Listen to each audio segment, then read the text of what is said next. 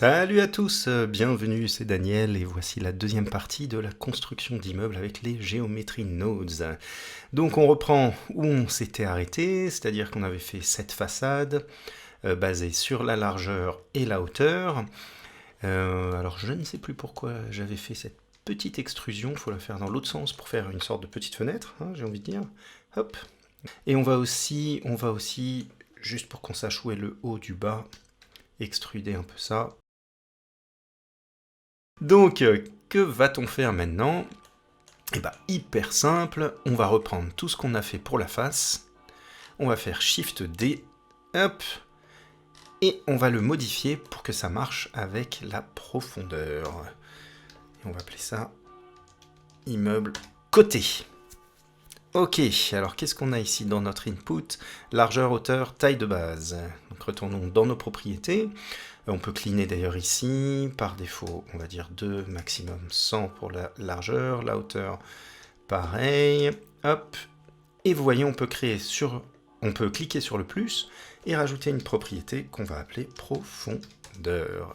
Et là voilà qui se retrouve dans notre input ici. Par défaut on va dire 2, minimum 2 et 100 et c'est bien un integer, c'est-à-dire entier. Maintenant, au lieu de tout envoyer par la largeur, ici, je crée avec Shift et clic droit un petit point, et on va choisir la profondeur à la place, s'il veut bien. Profondeur, hop, attendez, je le déplace, qu'ils comprennent mieux ce qui se passe. Voilà, donc maintenant tout ça est basé sur la profondeur. Et pour le moment, on ne voit rien, tout simplement parce qu'on n'envoie pas notre géométrie dans notre output. On va rajouter un join géométrie. Voilà ce qui nous permet d'envoyer plusieurs géométries dans notre output. Donc on reprend notre instance point et on envoie ici. Et voilà, il se passe quelque chose, c'est très bien. C'est basé sur la profondeur, mais il faut qu'on fasse une formule, une rotation pour le mettre du bon côté du coup. Et pour ça, on a un node magnifique qui s'appelle Rotate Instance. Donc on va le mettre après tout ça. Et si vous voyez, on fait une rotation sur Z. Alors attendez qu'on voit bien. Ça fonctionne, mais ça fonctionne au niveau local. Et oui.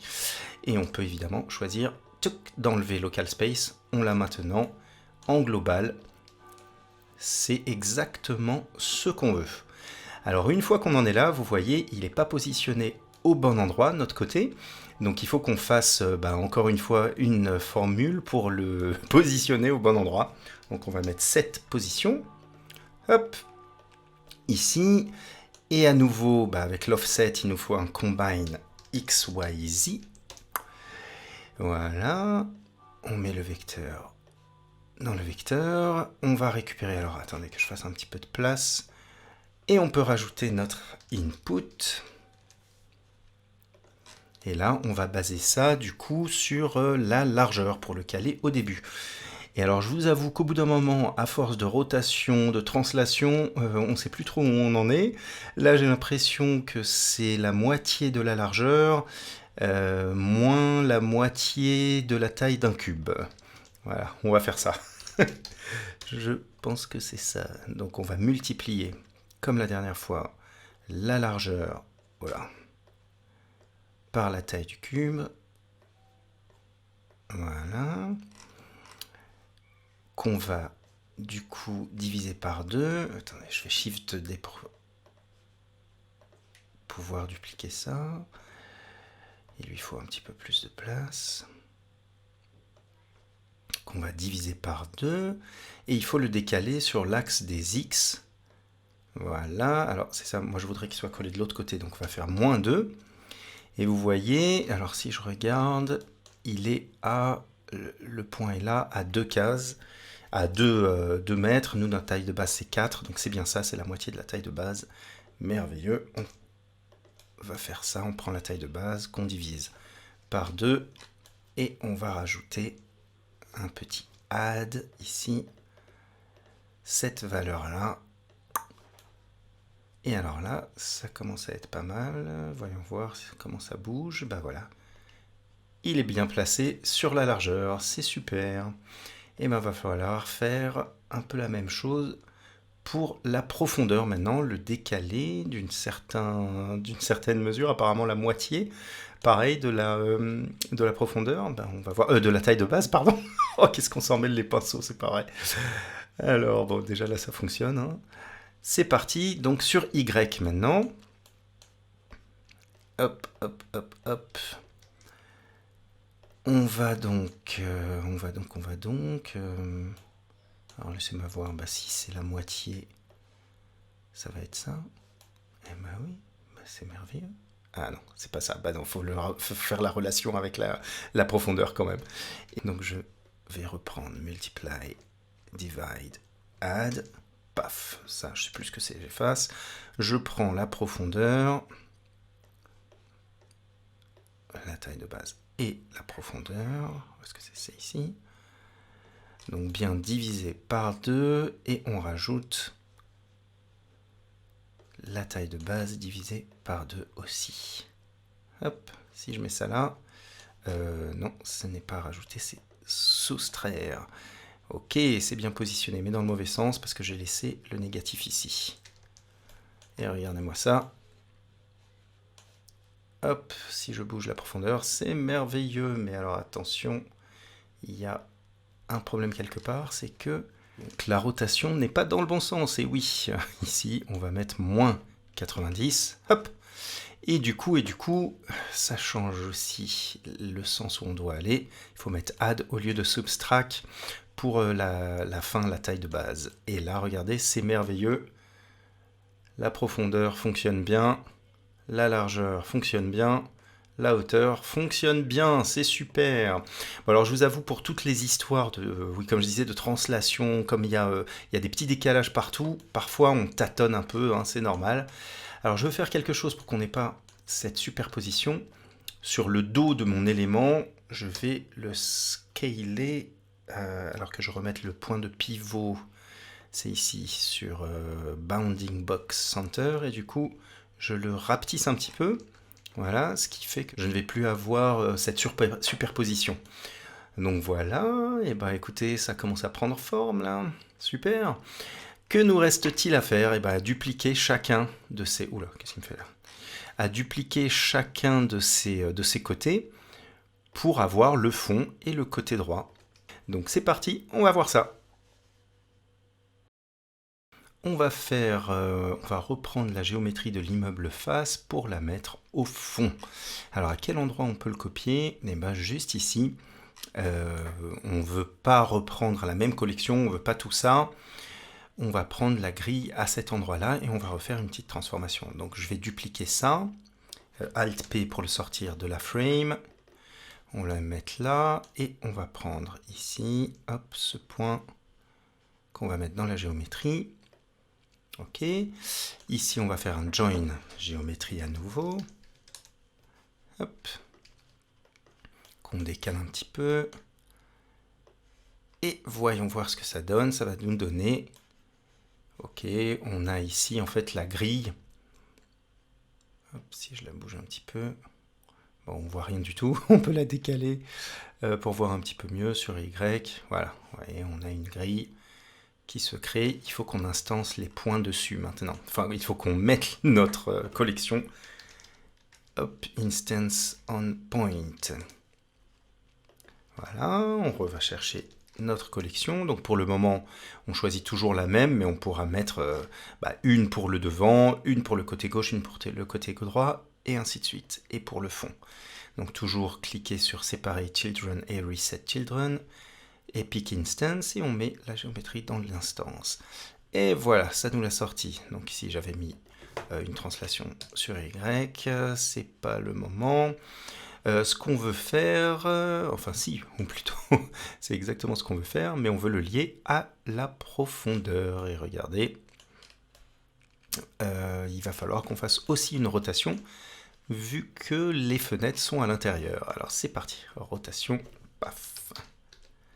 Rotate instance, ici, et on va dire de 180 degrés sur l'espace local cette fois. Si je mets global, ça va le faire tourner par rapport au point d'origine de l'ensemble ce qu'on ne veut pas. Donc ça le décale d'une valeur de taille de base, et on a ici le pivot point. Vous voyez, on peut jouer avec ça. Et bien merveilleux, on va plugger dedans notre taille de base. Combine XYZ. Hop, faut faire de la place encore une fois. Voilà. Allons chercher notre input à nouveau. Et on va mettre notre taille de base dans X. On met ça dans le pivot point. Et c'est merveilleux, sauf que non, ce n'est pas merveilleux. Il s'est décalé une fois en trop, donc on va le diviser par 2. Taille de base divisé par 2. Et voilà. Et maintenant, si je bouge la largeur, c'est parfait, il est bien positionné. Par contre, si je bouge la profondeur, bah, ça ne bouge pas avec, parce qu'il faut aussi faire une formule pour le faire bouger avec. Où est-ce qu'on a la translation ici? On va reprendre le groupe input, le combine XYZ. Hop là. Voilà. Et de combien on va le bouger? C'est une bonne question. De la profondeur fois la taille de base, je pense. Hop là. Profondeur, taille de base. Et on le met dans notre Y. Et non, ça ne fait pas ça. Que se passe-t-il? Ah bah oui, j'avais pas mis multiply. Et voilà. Alors regardez, là ça commence à prendre forme. On a notre largeur, notre hauteur, notre profondeur. Et tout est nickel. Superbe. On sélectionne tout ça. CTRL-J, F2, immeuble, dos. Retournons voir notre côté. Donc ça, on va dire que c'est le côté gauche. Et on va rechoper notre géométrie. À quel moment? Au niveau de la grille ici. Avant qu'il y ait tous ces transformes pour qu'on puisse les gérer, je crée un point. Et je prends ce transform. Hop, Alt-P pour la sortir de la frame. Je vais chercher la grille. Je mets dans la géométrie ici. Superbe. Et à nouveau, un join géométrie là. Ok. Voilà. C'est parti. On prend la géométrie et on la met là. Et pareil, ça va nous faire uniquement une grille qui est calée n'importe comment. Donc, comment faut la faire rotationner sur Z? Rotationner sur Z. Voilà. Dans le négatif, moins 90. Et il faut qu'on reprenne l'instance endpoint. Donc, je vais copier ça. Hop, on va le mettre ici. Alt-P pour le sortir. Et on va recaler les points. C'est cela. Là, on va mettre l'instance ici. Voilà. Donc, on a toujours nos histoires de rotation. Voilà, 90. Comme ça, la fenêtre est du bon côté. Et maintenant, il faut qu'on fasse la translation de la bonne manière pour l'envoyer. Alors encore une fois, ça a l'air d'être la moitié plus une valeur de taille de base. Allez, c'est parti. Input. C'est un peu casse-tête, mais quand on aura fini, c'est assez cool. Alors, math. Paf, c'est parti. Donc cette fois, je parle de la largeur. Largeur fois, je n'oublie pas de mettre multiply, fois la taille de base. Et si je mets ça, évidemment, il faut le combine XYZ. Hop là, vecteur dans vecteur. Et je peux mettre chaque valeur maintenant. Si je le mets dans le X, il va trop loin. On va le diviser par 2. Diviser par 2 pour que ce soit la moitié. Et évidemment, vous voyez, on a la même histoire. Il faut rajouter la moitié d'une valeur de taille de base. Hop, divisé par 2. Et on va ajouter ça avec un Shift D et Add. Value dans value. Et voilà, ça paraît pas mal pour le X déjà. Maintenant, on va le caler pour le Y, pour la profondeur. Et la profondeur, ça a l'air d'être la même chose. Alors laissez-moi faire de la place à nouveau. Où elle est la profondeur? Elle est là. Donc c'est parti, on reprend multiply, divide, add. Et cette fois, profondeur multipliée par la taille de base, qu'on divise par 2. Et on rajoute la moitié de la taille de base. Value y dans y. Alors, que se passe-t-il? Ah non, il faut soustraire cette fois parce qu'on va dans le sens des y. Et oui, c'est ça. Regardez. Et ben voilà, c'est pas beau ça? On a nos 4 côtés avec des collections différentes pour chaque côté. Il nous manque que le toit et on va pouvoir commencer à faire des choses amusantes. Bon, alors je vais réorganiser un peu tout ça. Hop, CTRL J, F2, immeuble, côté droit. Alors, allons-y. J'ai créé une collection pour les toits dans notre collection éléments immeubles. On va créer un plane. Hop, c'est parti, je zoome dessus. Pour l'origine, on va le mettre sur ce point-là, donc Shift S, Cursor to Selected, je retourne en objet mode, cette origine to 3D cursor. On va le caler sur la taille de base, qui est du coup de 4. Voilà, alors n'oubliez pas de mettre le point de pivot sur 3D cursor, si ce n'est pas le cas. Et du coup, on a 1, 2, 3, 4 sur 4. C'est parfait. Donc ça va être notre élément pour le toit. On retourne dans notre géométrie. On prend un join géométrie, voilà, pour pouvoir... Allez, viens ici, toi. Pour pouvoir rajouter notre nouvelle grille. Hop, la grille. Group input. Voilà. Et aussi instance endpoint. Commencez à avoir l'habitude. Donc, mesh dans les points. On va chercher notre collection. Hop.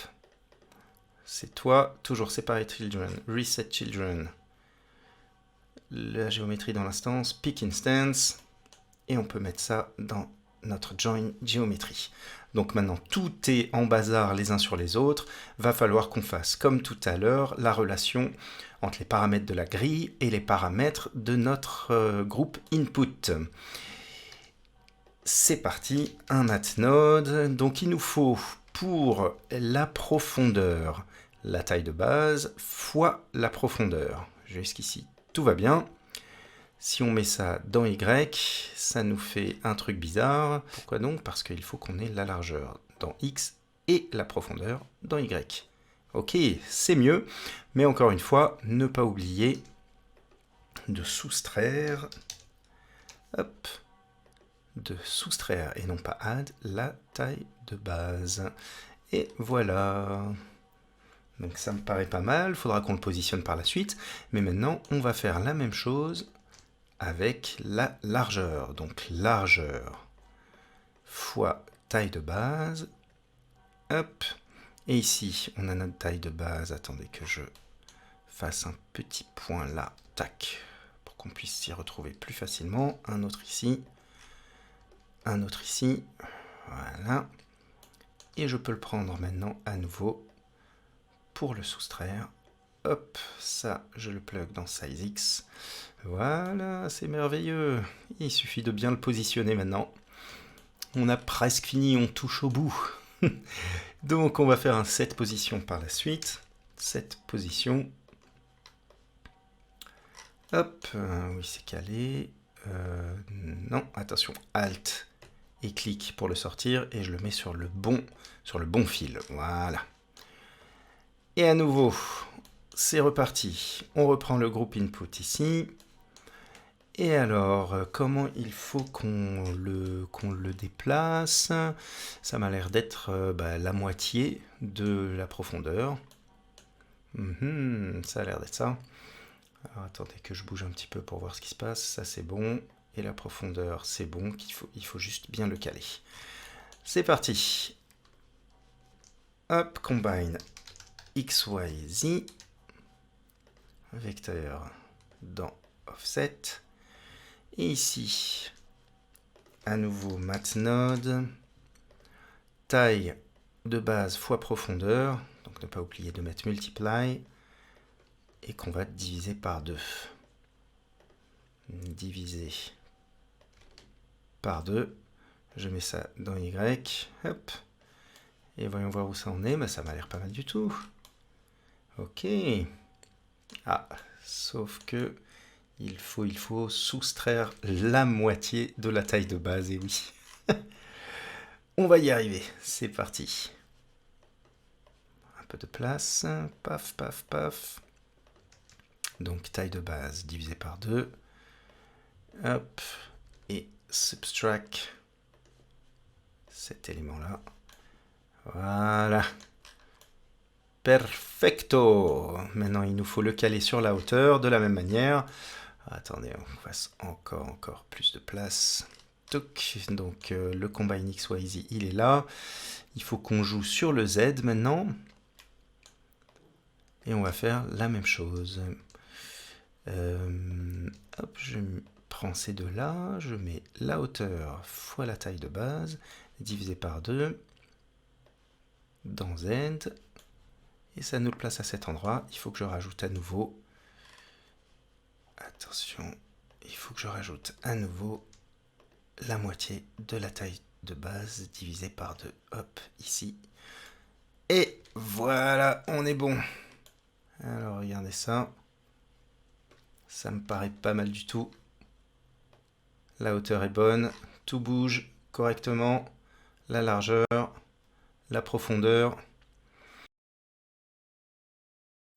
Bon, si vous êtes arrivé jusque-là, félicitations, hein. C'est pas toujours évident avec ces sacs de nœuds, mais une fois qu'on y est arrivé, on est bien content. Alors, ce que je vais faire maintenant, c'est que je vais réorganiser un petit peu tout ça pour que ce soit plus clair, avec quelques petits commentaires, et je vous mettrai le fichier à télécharger, regardez dans la description. Et puis la prochaine fois, on va créer quelques vrais éléments, parce que là c'est un peu tout pourri, hein. Faut que ça ait un peu plus de gueule. Amusez-vous bien, j'espère que ça vous a plu, laissez un petit like, un commentaire, et à très bientôt, ciao ciao.